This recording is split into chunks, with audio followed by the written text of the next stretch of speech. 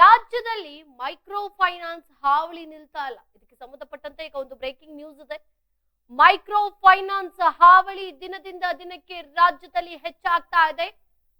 Micro finance ಬೆನ್ನಲ್ಲೇ home finance ಕಾಟ ಕೂಡ ಈಗ ಶುರುವಾಗಿರುವಂತದ್ದು.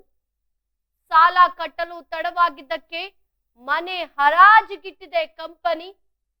1 ತಿಂಗಳ ಬಾಣಂತಿಯನ್ನ ಹೊರ ಹಾಕಿ ಹರಾಜಿಗೆ ಫೈನಾನ್ಸ್ ಕಂಪನಿ ಇಟ್ಟಿರುವಂತದ್ದು.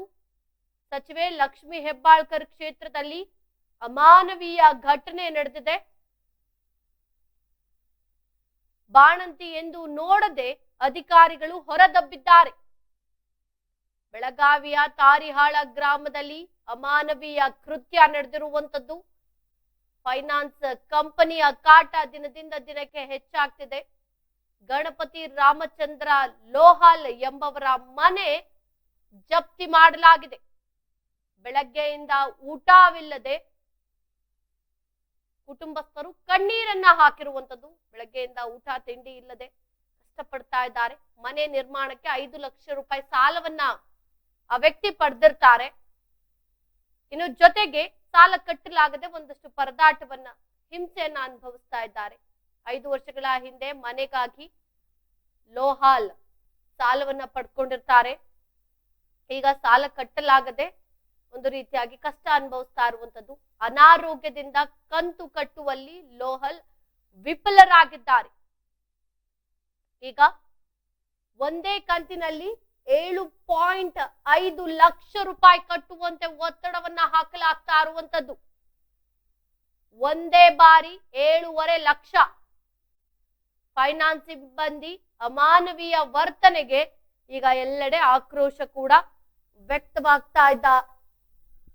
ಒಂದೇ ಬಾರಿ ಈಗ ಒತ್ತಡ ಹೆಚ್ಚಾಗಿರುವಂತದ್ದು. 5 ಲಕ್ಷ ಲೋನ್ ಅಮೌಂಟ್ ಅನ್ನ ಪಡ್ಕೊಂಡಿರ್ತಾರೆ. ಆದ್ರೆ ಈಗ 7.5 ಲಕ್ಷ ರೂಪಾಯಿ ಅಂದ್ರೆ 7.5 ಲಕ್ಷವನ್ನ ಒಂದೇ ಬಾರಿ ಕಟ್ಟಬೇಕು ಅಂತ ಈಗ ಅವರಿಗೆ ಒತ್ತಡವನ್ನ ಹಾಕಲಾಗ್ತಾ ಇರುವಂತದ್ದು. ಫೈನಾನ್ಸ್ ಸಿಬ್ಬಂದಿ ಅಮಾನವೀಯ ಕೃತ್ಯ ನಡೀತಾ ಇದೆ. ಒಂದು ರೀತಿಯಾಗಿ ಅವರ ವರ್ತನೆಗೆ ಎಲ್ಲೆಡೆ ಆಕ್ರೋಶ ಕೂಡ ವ್ಯಕ್ತವಾಗ್ತಾ ಇದೆ. ಸಾಲ ಕಟ್ಟಲು ತಡ ಮಾಡಿದ್ದಕ್ಕೆ 1 ತಿಂಗಳ ಬಾಣಂತಿಯನ್ನೇ ಮನೆಯಿಂದ ಹೊರಹಾಕಿದ ಫೈನಾನ್ಸ್ ಕಂಪನಿ. ಜೊತೆಗೆ ಬೆಳಗಾವಿ ತಾಲೂಕಿನ ತಾರಿಹಾಳ ಗ್ರಾಮದಲ್ಲಿ ಘಟನೆ ನಡೆದಿದ್ದು ಅಕ್ಷರಶಃ ಇಡೀ ಕುಟುಂಬ ಬೀದಿ ಪಾಲಾಗಿದೆ. ಬಾಣಂತಿ ಎಂಬುದನ್ನು ಕೂಡ ನೋಡದೆ ಮಹಿಳೆಯನ್ನ ಹೊರಹಾಕಿ ಮನೆಯನ್ನೇ ಹರಾಜಿಗಿಟ್ಟಿದ್ದಾರೆ ಸಿಬ್ಬಂದಿ. ಮಹಿಳಾ ಮತ್ತು ಮಕ್ಕಳ ಕಲ್ಯಾಣ ಸಚಿವೆ ಲಕ್ಷ್ಮಿ ಹೆಬ್ಬಾಳ್ಕರ್ ಕ್ಷೇತ್ರದಲ್ಲಿ ನಡೆದಿರುವ ಘಟನೆ ಇದು. ತಾರಿಹಾಳ ಗ್ರಾಮದ ಗಣಪತಿ ರಾಮಚಂದ್ರ ಲೋಹಾಲ್ ಅವರ ಮನೆ ಜಪ್ತಿ ಮಾಡಿದ್ದು ಕುಟುಂಬಸ್ಥರು ಕಂಗಾಲಾಗಿದ್ದಾರೆ. ಒಂದೇ ಕಂತಿನಲ್ಲಿ 7.5 ಲಕ್ಷ ರೂಪಾಯಿ ಕಟ್ಟುವಂತೆ ಒತ್ತಡ ಹಾಕ್ತಾ ಇರುವ ಅಧಿಕಾರಿಗಳ ಅಮಾನವೀಯ ವರ್ತನೆಗೆ ಒಂದು ರೀತಿಯಾಗಿ ಎಲ್ಲೆಡೆ ಆಕ್ರೋಶ ವ್ಯಕ್ತವಾಗ್ತಾ ಇದೆ. ಈ ಮೈಕ್ರೋ ಫೈನಾನ್ಸ್ ಕಂಪನಿಗಳಂತ ಏನಿವೆ, ಈ ಕಂಪನಿಗಳ ಕಾಟ ದಿನದಿಂದ ದಿನಕ್ಕೆ ಹೆಚ್ಚಾಗ್ತಾ ಇದೆ.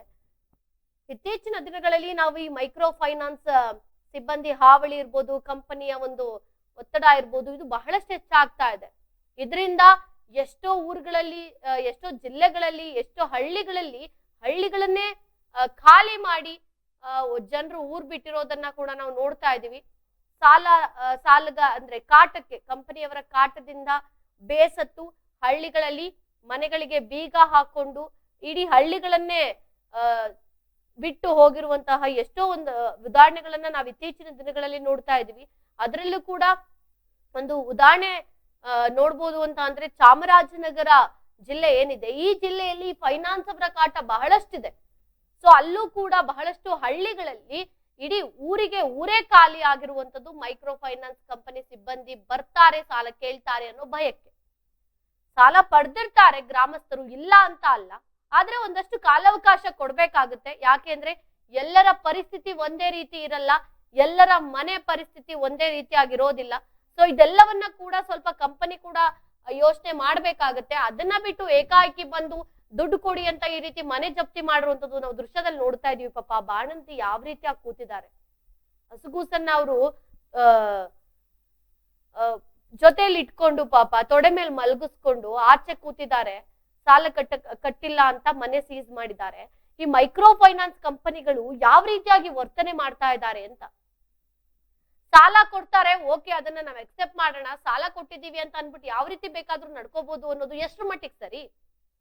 ಕಟ್ಟಬೇಕು, ಕಟ್ಟಿಲ್ಲ ಅಂತಲ್ಲ, ಆದ್ರೆ ಮನೆಗಳ ಪರಿಸ್ಥಿತಿ ಯಾವ ರೀತಿ ಆಗಿದೆ ಅಂತ ನೋಡಿ ಒಂದಷ್ಟು ದಿನಗಳ ಕಾಲಾವಕಾಶ ಕೊಡ್ಬೇಕಲ್ವಾ? ಅದನ್ನ ಬಿಟ್ಟು ಈ ರೀತಿಯಾಗಿ ಹೋಗಿ ಒತ್ತಡವನ್ನ ಹಾಕೋದು ಅಥವಾ ಈ ರೀತಿಯಾಗಿ ಹೋಗಿ ಅವರ ಮೇಲೆ ಹರಾಜ್ ಹಾಕೋದು, ಅವ್ರನ್ನ ಆಚೆ ಹಾಕೋದು, ಇದೆಲ್ಲ ಮಾಡಿದ್ರೆ ನಿಜ ನಿಮ್ಮ ಕಟ್ಟಿರುವಂತ ದುಡ್ಡು ವಾಪಸ್ ಬರುತ್ತಾ? ಮನೆ ಹರಾಜಿಗೆ ಇಡ್ತಾ ಇದ್ದೀರಾ, ಅದನ್ನ ನೋಡಿ ಈಗ ಅವ್ರು ಕೂಡ ಸುಮ್ಮನಿರ್ತಾರ? ಇದಕ್ಕೆ ಸಂಬಂಧಪಟ್ಟಂತೆ ಮೈಕ್ರೋ ಫೈನಾನ್ಸ್ ಕಂಪನಿಗಳ ವರ್ತನೆ ಯಾಕೆ ಇಷ್ಟೊಂದು ಮಿತಿ ಮೀರ್ತಾ ಇದೆ? ಈಗ ಮೈಕ್ರೋ ಫೈನಾನ್ಸ್ ಕಂಪನಿಗಳ ಕಾಟಕ್ಕೆ ಒಂದಿಬ್ರು ಮೂವರು ಕೂಡ ಬಲಿಯಾಗಿದ್ದಾರೆ. ಈಗ ವಾಪಸ್ ಯಾರು ಕೊಡ್ತಾರೆ? ನೀವು ಕೊಟ್ಟಿರುವಂತ ಸಾಲವನ್ನ ಯಾರು ಕೊಡ್ತಾರೆ? ಯಾರು ಕೊಡಲ್ಲ. ನೀವು ವಸೂಲಿ ಮಾಡ್ಬೇಕಾ, ಅದನ್ನ ವಾಪಸ್ ಪಡಿಬೇಕಾ, ಅದನ್ನ ನ್ಯಾಯಯುತವಾಗಿ ಮಾಡಿ. ದುಡ್ಡು ಕೊಟ್ಟಿದ್ದೀರಾ, ಅದಕ್ಕೆ ವಾಪಸ್ ಕೊಡ್ಬೇಕು, ನ್ಯಾಯಯುತವಾಗಿ ಮಾಡಿ. ಅದನ್ನ ಬಿಟ್ಟು ನೀವು ದಬ್ಬಾಳಿಕೆ ಮಾಡುವಂಥದ್ದು, ಒತ್ತಡ ಹಾಕುವಂಥದ್ದು, ಈ ರೀತಿ ಮನೆ ಸೀಸನ್ನ ಮಾಡಿದ್ರೆ ಯಾರು ಜವಾಬ್ದಾರಿ ತಗೊಳ್ತಾರೆ? ಏನಾದ್ರೂ ಆ ಕುಟುಂಬದವರಿಗೆ ಹೆಚ್ಚು ಕಮ್ಮಿ ಆದ್ರೆ ಅಥವಾ ನಿಮ್ಮ ಮೇಲಿನ ಭಯಕ್ಕೆ ಅವ್ರೇನಾದ್ರೂ ಹೆಚ್ಚು ಕಮ್ಮಿ ಮಾಡ್ಕೊಂಡ್ರೆ ಯಾರ್ ಜವಾಬ್ದಾರಿ? ಆಗ ನೀವು ಅಧಿಕಾರಿಗಳ ಜವಾಬ್ದಾರಿ ತಗೋತೀರಾ, ಸಿಬ್ಬಂದಿ ಜವಾಬ್ದಾರಿ ತಗೋತೀರಾ? ಯಾರು ಜವಾಬ್ದಾರಿ ತಗೊಳ್ಳಲ್ಲ. ಅಂತಹದ್ರಲ್ಲಿ ನಿಮ್ಮ ಈ ವರ್ತನೆಗಳೇನಿದೆ ಅದು ದಿನದಿಂದ ದಿನಕ್ಕೆ ಮಿತಿ ಮೀರ್ತಾ ಇದೆ. ಇದಕ್ಕೀಗ ಆದಷ್ಟು ಬೇಗ ಒಂದು ಕಡಿವಾಣವನ್ನು ಕೂಡ ಸರ್ಕಾರ ಹಾಕಬೇಕಾಗತ್ತೆ. ಯಾಕೆ ಅಂತ ಅಂದ್ರೆ ಸಾವು ನೋವುಗಳು ಹಾಕ್ತಾ ಇರುವಂತದ್ದು, ಅದ್ರ ಜೊತೆಗೆ ಈ ರೀತಿಯಾಗಿ ಸೀಸ್ ಮಾಡ್ತಾ ಇರುವಂತದ್ದು ಬಹಳಷ್ಟು ಘಟನೆಗಳು ಬಹಳಷ್ಟು ಜಿಲ್ಲೆಗಳಲ್ಲಿ ನಡೀತಾ ಇರೋದ್ರಿಂದ ಇದಕ್ಕೆ ಸಂಬಂಧಪಟ್ಟಂತೆ ಈಗ ಸಿಎಂ ಸಿದ್ದರಾಮಯ್ಯ ಅವರು ಏನು ಸಭೆಯನ್ನ ಕರೆದಿದ್ದಾರೆ, ಈ ಸಭೆಯಲ್ಲಿ ಒಂದು ನಿರ್ಧಾರವನ್ನ ಕೈಗೊಳ್ಬೇಕಾಗುತ್ತೆ. ಅದರಲ್ಲಿ ನ್ಯಾಯಯುತವಾಗಿ ಯಾವುದೇ ಬಡ ವರ್ಗದ ಜನರಿಗೆ ಅನ್ಯಾಯ ಆಗಬಾರದು, ಅವರಿಗೆ ಕಷ್ಟ ಆಗಬಾರದು. ಸೊ ಅಂತವರಿಗೆ ಒಂದು ಉಪಯೋಗ ಆಗುವ ರೀತಿಯಾಗಿ ಸರ್ಕಾರ ಕೂಡ ಒಂದು ನಿರ್ಧಾರಗಳನ್ನ ಕೈಗೊಳ್ಬೇಕು, ಕಾನೂನು ರೀತಿಯಾಗಿ ಅನ್ನೋದು ಎಲ್ಲರ ಒಂದು ಆಗ್ರಹ, ಒತ್ತಾಯ ಕೂಡ ಹೌದು.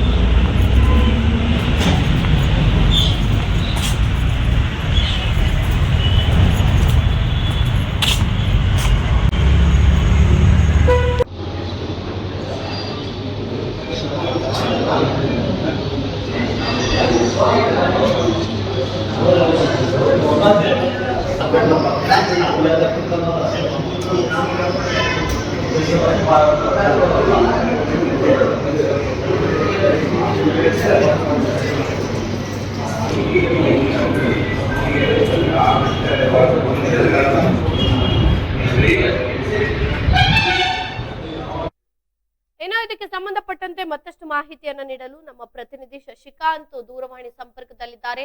ಶಶಿಕಾಂತ್, ಇತ್ತೀಚಿನ ದಿನಗಳಲ್ಲಿ ಮೈಕ್ರೋ ಫೈನಾನ್ಸ್ ಕಂಪನಿಗಳ ಹಾವಳಿ ಹೆಚ್ಚಾಗ್ತಾ ಇರುವಂತದ್ದು, ಬಹಳಷ್ಟು ಘಟನೆಗಳು ಇದರಿಂದ ನಡೀತಾ ಇದೆ, ಸಾವು ನೋವುಗಳು ಕೂಡ ಸಂಭವಿಸಿದೆ. ಈಗ ಇಲ್ಲೊಂದು ಅಮಾನವೀಯ ಘಟನೆ ನಡೆದಿರುವಂತದ್ದು, ಮನೆಯನ್ನ ಸೀಸ್ ಮಾಡಿ ಬಾಣಂತಿ ಅಂತ ಕೂಡ ನೋಡದೆ ಆಚೆಗೆ ದಬ್ಬಿದ್ದಾರೆ.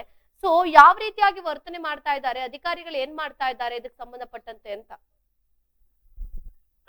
ಈಗ ಬಹಳ ದಿನಗಳಿಂದ ನಮ್ಮ ಬೆಳಗಾವಿ ಜಿಲ್ಲೆ ಅಷ್ಟೇ ಅನ್ನೋಂಗಿಲ್ಲ, ನಮ್ಮ ಕರ್ನಾಟಕ ರಾಜ್ಯಾದ್ಯಂತ ಈ ಮೈಕ್ರೋ ಫೈನಾನ್ಸ್ ಹಾವಳಿ ಬಹಳ ಅಂದ್ರೆ ಬಹಳ ಕಿರುಕುಳ ಕೊಡ್ತಾ ಇದೆ ಸಾರ್ವಜನಿಕರಿಗೆ.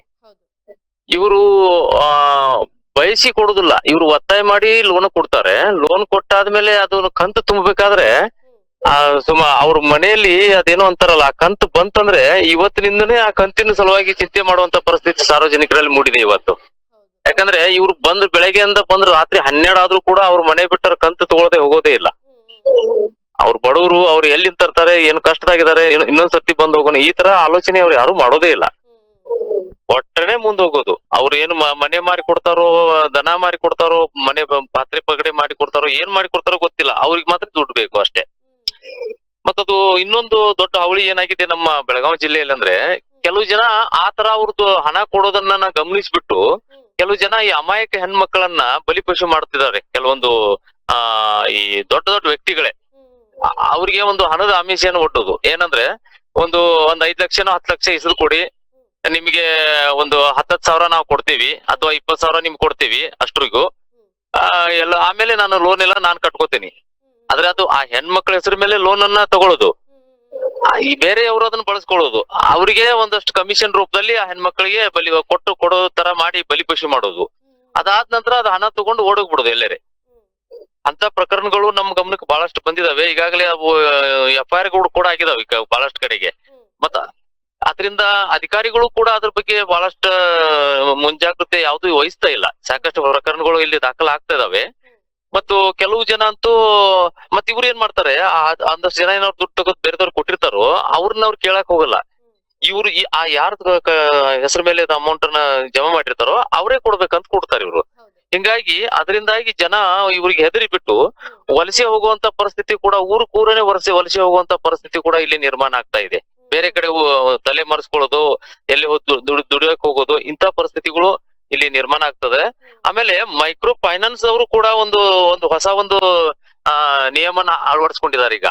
ಏನಂದ್ರೆ ಈಗ 10 ಜನ ಹೆಣ್ಮಕ್ಳನ್ನ ರೆಡಿ ಮಾಡೋದು, ಅವ್ರಿಗೆ ಲೋನ್ ಕೊಡೋ ನೆಪದಲ್ಲಿ ಯಾರೋ ಒಬ್ಬ ಬಿಲ್ಡರ್ನ ಅವರೇ ಕರ್ಕೊಂಡ್ ಬರೋದು, ಒಬ್ಬ ಉನ್ನತ ವ್ಯಕ್ತಿನ ಅವರೇ ಸೃಷ್ಟಿ ಮಾಡ್ಕೊಂಡು ಅವ್ರಿಗೂ ಒಂದಷ್ಟು ಕಮಿಷನ್ ಗಳನ್ನ ಪಡ್ಕೊಂಡು, ಅಂದ್ರೆ ಅವ್ರ ಏನ್ ಏಜೆಂಟ್ ಇರ್ತಾರಲ್ಲ, ಫೈನಾನ್ಸ್ ಹಣವನ್ನ ಜನರಿಗೆ ತಲುಪಿಸುವಂತ ಏಜೆಂಟ್ ಇರ್ತಾರಲ್ಲ, ಅವರೇ ಒಬ್ಬನ್ನ ತಯಾರು ಮಾಡ್ಕೊಂಡ್ಬಿಟ್ಟು ಆ ಜನರ ಹತ್ರ ಕರ್ಕೊಂಡು ಬಂದು ಅವ್ರಿಗೆ ಒಂದು 10-20 ಸಾವಿರ ಕಮಿಷನ್ ಕೊಟ್ಟು ಲಕ್ಷಾಂತರ ರೂಪಾಯಿ ಲೋನ್ ಅನ್ನ ಅವನು ಕೊಡಿಸಿ, ಇವನು ಕೂಡ ಅದರಲ್ಲಿ ಕಮಿಷನ್ ಪಡ್ಕೊಂಡು ಆಮೇಲೆ ಆ ಜನರಿಗೆನೆ ದುಡ್ಡು ತುಂಬುವಂತ ಪ್ರೆಷರ್ ಅನ್ನ ಹಾಕುವಂತ ಕೆಲಸ ಕೂಡ ಖಾನಾಪುರ ತಾಲೂಕಾ ಮತ್ತು ಬೆಳಗಾಂ ಜಿಲ್ಲೆಯಲ್ಲಿ ನಡೆದಿದೆ ರಚನೆ ಅವ್ರೆ. ಓಕೆ, ಈಗ ಇದಕ್ಕೆ ಸಂಬಂಧಪಟ್ಟಂತೆ ಪರ್ಟಿಕ್ಯುಲರ್ ಆಗಿ ಈಗ ಬಾಣಂತಿಯನ್ನ ಆಚೆ ಹಾಕಿ ಏನು ಸೀಸ್ ಮಾಡಿದ್ದಾರೆ, ಇದಕ್ಕೆ ಸಂಬಂಧಪಟ್ಟಂತೆ ಈಗ ಕುಟುಂಬಸ್ಥರು ಏನ್ ಹೇಳ್ತಾ ಇದ್ದಾರೆ ಶಶಿಕಾಂತ್? ಏನ್ ಮಾಡಕ್ ಆಗುದಿಲ್ರಿ, ಯಾಕಂದ್ರೆ ಅವ್ರು ಆ ತರಾನೇ ಟಾರ್ಚರ್ ಕೊಡ್ತಾರೆ. ಮತ್ತೆ ಈಗ ಕೋರ್ಟ್ಗೆ ಅವ್ರು ಮೊರೆ ಹೋಗಿ ಕೋರ್ಟ್ ಕೇಸ್ ಹಾಕಿ ಕೋರ್ಟನೇ ಆದೇಶ ಮಾಡಿದೆ ಅಂದ್ಮೇಲೆ ಈಗ ಯಾರಿಗೆ ಹೇಳುದು? ಈಗ ಕಾನೂನನ್ನೇ ಅವರಿಗೆ ಈಗ ವಿರುದ್ಧ ನಿಂತಾಗ ಕಾನೂನು ಸ್ವಲ್ಪ ಆಲೋಚನೆ ಮಾಡ್ಬೇಕಾಗುತ್ತದೆ ಅಂತ. ಯಾಕಂದ್ರೆ ರಾಜ್ಯಾದ್ಯಂತ ಒಂದು ದೊಡ್ಡ ಸುದ್ದಿಯಾಗಿ ಇದು ಹಬ್ಬಿಬಿಟ್ಟಿದೆ. ಬಹಳಷ್ಟು ಜನ ಇದನ್ನ ತತ್ತರಿಸಿ ಹೋಗ್ತಿದ್ದಾರೆ. ಕಾನೂನ ಅವರು ಕೇಸ್ ಹಾಕಿದಾಗ ಅದ್ರ ಬಗ್ಗೆ ಸ್ವಲ್ಪ ಕೂಲಂಕುಷವಾಗಿ ಪರಿಶೀಲನೆ ಮಾಡಿ ಕಾನೂನು ಒಂದು ಒಳ್ಳೆ ನಿರ್ಧಾರನ ತಗೊಳ್ಬೇಕಾಗ್ತದೆ. ಹಿಂಗ್ ಇಮಿಡಿಯೇಟ್ ಆಗಿ ಅದು ಸೀಸ್ ಮಾಡೋದಂದ್ರೆ ಈಗ ಅವರು ಪಾಪ ಎಲ್ಲಿ ಜೀವನ ಮಾಡ್ಬೇಕು ಅಂತ ಒಂದು ಪರಿಸ್ಥಿತಿ ನಿರ್ಮಾಣ ಆಗ್ತಿದೆ. ಕಾನೂನು ಸ್ವಲ್ಪ ಇದರಲ್ಲಿ ಮಧ್ಯ ಪ್ರವೇಶಿಸಬೇಕು, ರಾಜಕಾರಣಿಗಳು ಕೂಡ ಮಧ್ಯ ಪ್ರವೇಶಿಸಿ ಅದಕ್ಕೆ ಏನಾದ್ರೂ ಒಂದು ಕಡಿವಾಣ ಹಾಕಿ ಸಾರ್ವಜನಿಕರನ್ನ ರಕ್ಷಣೆ ಮಾಡ್ಬೇಕಾಗ್ತದೆ. ರಚನೆ ಅವರೇ, ಖಂಡಿತ ಧನ್ಯವಾದ ಶಶಿಕಾಂತ್ ತಮ್ಮೆಲ್ಲ ಮಾಹಿತಿಗಾಗಿ. ಇನ್ನು ಬೆಳಗಾವಿ ಜಿಲ್ಲೆಯಾದ್ಯಂತ ಈ ಮೈಕ್ರೋ ಫೈನಾನ್ಸ್ ಹಾವಳಿ ಹೆಚ್ಚಾಗಿದೆ. ಬೆಳಗಾವಿ ಮಾತ್ರ ಅಲ್ಲ, ಇಡೀ ರಾಜ್ಯಾದ್ಯಂತ ಈ ಹಾವಳಿ ದಿನದಿಂದ ದಿನಕ್ಕೆ ಹೆಚ್ಚಾಗ್ತಾ ಇರುವಂತದ್ದು. ಈಗ ಇದಕ್ಕೆ ಸಂಬಂಧಪಟ್ಟಂತೆ ಏನು ಬೆಳಗಾವಿ ಜಿಲ್ಲೆಯಲ್ಲೂ ಕೂಡ ಇದು ಮಿತಿ ಮೀರಿದೆ. ಬೆಳಗಾವಿಯ ತಾರಿಹಾಳ ಅನ್ನೋ ಒಂದು ಗ್ರಾಮ ಏನಿದೆ, ಈ ಗ್ರಾಮದಲ್ಲಿ ಕಂತು ಸರಿಯಾಗಿ ಕಟ್ಟಿಲ್ಲ ಅನ್ನೋ ಒಂದು ಕಾರಣಕ್ಕೆ ಮನೆಯನ್ನ ಸೀಸ್ ಮಾಡಿದ್ದಾರೆ. ಜೊತೆಗೆ ಬಾಣಂತಿ ಅಂತ ಕೂಡ ನೋಡದೆ ಅವರನ್ನ ಆಚೆ ದಬ್ಬಿರುವಂತದ್ದು, ಅದನ್ನ ಹರಾಜಿಗಿಟ್ಟಿರುವಂತದ್ದು. ಸೊ ಇದಕ್ಕೆ ಸಂಬಂಧಪಟ್ಟಂತೆ ಈಗ ಅಧಿಕಾರಿಗಳು ಯಾವ ರೀತಿಯಾಗಿ ಕ್ರಮವನ್ನ ಕೈಗೊಳ್ತಾರೆ, ಯಾವ ರೀತಿಯಾಗಿ ನ್ಯಾಯವನ್ನ ಒದಗಿಸ್ತಾರೆ ಅಂತ ಕಾದು ನೋಡ್ಬೇಕಿದೆ.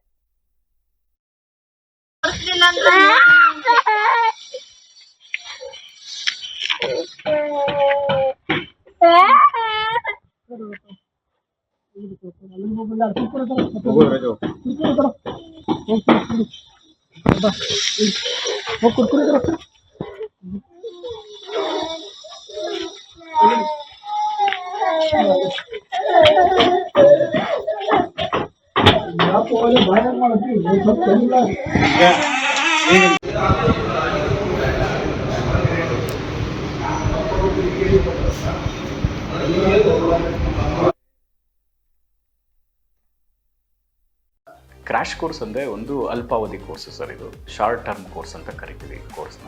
30 ಡೇಸಿಂದ 45 ಡೇಸು ಇರುತ್ತೆ ಕ್ರ್ಯಾಶ್ ಕೋರ್ಸು. ಬೆಳಗ್ಗೆ 8ರಿಂದ ಸಾಯಂಕಾಲ 8 ಗಂಟೆವರೆಗೂ ಕೋಚಿಂಗ್ ವ್ಯವಸ್ಥೆ ಇರುತ್ತೆ. ಪ್ರತಿ ಸಬ್ಜೆಕ್ಟು ಅಂದರೆ ಫಿಸಿಕ್ಸ್, ಕೆಮಿಸ್ಟ್ರಿ, ಬಾಟ್ನಿ, ಝುವಾಲಜಿ ಪ್ರತಿ ಸಬ್ಜೆಕ್ಟು ಕೂಡ 1.5 ಅವರ್ ಟೀಚಿಂಗ್ ಮಾಡ್ತೀವಿ, 90 ಮಿನಿಟ್ಸು. ಮತ್ತು ಡೈಲಿ ಟೆಸ್ಟು ಕೂಡ ನಾವು ಕಂಡಕ್ಟ್ ಮಾಡ್ತೀವಿ ಪ್ರತಿದಿನನೂ. ಎಕ್ಸೆಲ್ ಅಕಾಡೆಮಿಯಿಂದ ನಾವು ಏನು ಮಾಡ್ತೀವಿ, ಕಾನ್ಸೆಪ್ಟ್ ಮಾತ್ರನೇ ಹೇಳ್ಕೊಡ್ತೀವಿ. ನೀಟಿಗೆ ಬರೋ ಕಾನ್ಸೆಪ್ಟು, CETಗೆ ಬರೋ ಕಾನ್ಸೆಪ್ಟೇ ಹೇಳ್ಕೊಡ್ತೀವಿ ಆ 45 ದಿನದಲ್ಲಿ. ಅನ್ವಾಂಟೆಡ್ ಅವರಿಗೆ ಚಾಪ್ಟರ್ಸ್ನ ನಾವು ಓದಿಸಲ್ಲ. ಸೊ ಅದರಿಂದ ಏನಾಗುತ್ತೆ, 45 ದಿನದಲ್ಲಿ ಸಕ್ಸಸ್ ರೇಟು ಜಾಸ್ತಿ ಆಗುತ್ತೆ. ಯಾರು ಸಿಂಗಲ್ ಪೇರೆಂಟ್ಸ್ ಇದ್ದಾರೆ ಅಂಥ ಒಂದು ಮಕ್ಕಳಿಗೆ ನಾವು ಖಂಡಿತ ನಾವು ಫೀಸಲ್ಲಿ ರಿಯಾಯಿತಿ ಇರುತ್ತೆ. ಆ ಒಂದು ಮಕ್ಕಳಿಗೆ ಖಂಡಿತ ನಾವು ಫೀಸಸಲ್ಲಿ ಮತ್ತು ಮೆರಿಟೋರಿಯಸ್ ಮಕ್ಕಳಿಗೆ ನಾವು ಫೀಸಸಲ್ಲಿ ರಿಯಾಯಿತಿ ಕೊಡ್ತೀವಿ. ನಿಮ್ಮ ತಂದೆ ತಾಯಿ ಏನು ಆಸೆ ಇಟ್ಕೊಂಡಿರ್ತಾರೋ ಆ ಆಸೆ ಪ್ರಕಾರ ನೀವು ಕೂಡ ಕೈ ಜೋಡಿಸ್ಬೇಕಾಗುತ್ತೆ. ನಾವು ಕೂಡ ನಮ್ಮ ಫ್ಯಾಕಲ್ಟೀಸಿಂದ ನಮ್ಮ ಕಡೆಯಿಂದ ಒಳ್ಳೆ ಒಂದು ಕೋಚಿಂಗ್ ಕೊಟ್ಟು ನಿಮ್ಮನ್ನ ನಾವು ಒಳ್ಳೆ ರ್ಯಾಂಕ್ ತೆಗ್ಸೋಕ್ಕೆ ನಾವು ಕೂಡ ನಿಮ್ಮ ಜೊತೆ ನಾವು ಇರ್ತೀವಿ.